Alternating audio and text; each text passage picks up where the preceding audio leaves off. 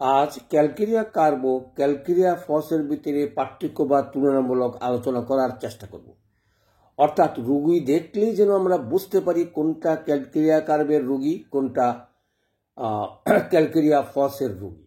সচরাচর এই পার্থক্যটা মনে রাখলেই ওষুধ নির্বাচনে আপনাদের আর কোনো রকমের অসুবিধা হওয়ার কোনো কারণ নাই।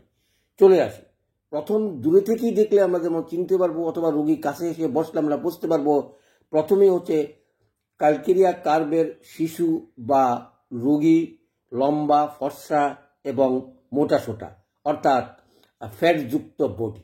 আর তার বিপরীত হচ্ছে ক্যালকেরিয়া ফসের হালকা পাতলা গঠন এবং স্বাস্থ্য নাই বললেই চলে, এবং সেটা দূর থেকে দেখলেই বোঝা যায়। আর কি দ্বিতীয় নম্বর হচ্ছে, যদি কাছে এসে বসে অনেক সময় ক্যালকেরিয়া কার্বের রোগী মাথা ঘামায়, পা ঘামায় এবং ঘামের একটা অম্ল জাতীয় গন্ধ থাকে, কিন্তু ক্যালকেরিয়া ফসের তা থাকে না।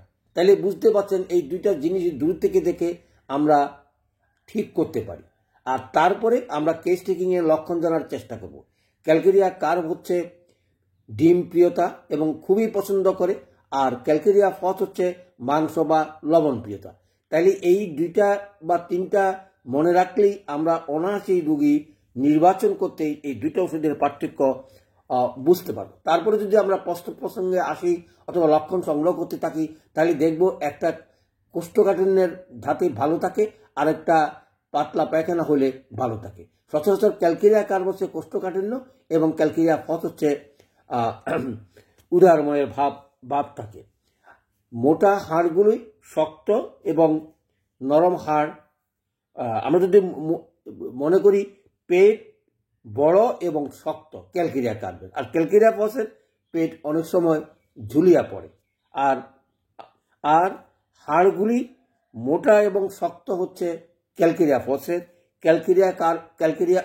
ক্যালকেরিয়া কার্বের হচ্ছে হাড়গুলি মোটা এবং শক্ত, আর ক্যালকেরিয়া ফসের হাড়গুলি নরম এবং অনেক সময় কাগজের মতো বেঁকে যায়। অর্থাৎ হাড় ধরলেই আপনারা বুঝতে পারবেন। তাহলে আমাদের প্রথম কারণ হচ্ছে হালকা পাতলা গঠন আর মোটাসোটা ফ্যাট বডি হয়ে থাকে।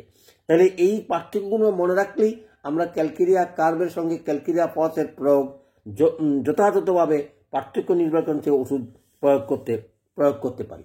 সচরাচর ক্যালকেরিয়া কার্ব হাড় জোড়া ভাঙিয়ে গেলে জোড়া লাগার কাজে ব্যবহার হয় না, কিন্তু ক্যালকেরিয়া ফস হাড় জোড়ার 1 নম্বর ওষুধ হিসাবে বিবেচিত হয়। এবং অনেক সময় মেয়েদের মুখে ব্রণ হলে ক্যালকেরিয়া ফস সবচেয়ে বেশি উপকার। এইভাবে পার্থক্যগুলো মনে রেখেই আমরা ওষুধ নির্বাচন করতে পারি। সবাইকে আহ্বান জানাবো, এলএম পদ্ধতিতে ওষুধ প্রয়োগ করে রোগীদের সেবা দেওয়ার চেষ্টা করবেন। সবাইকে ধন্যবাদ।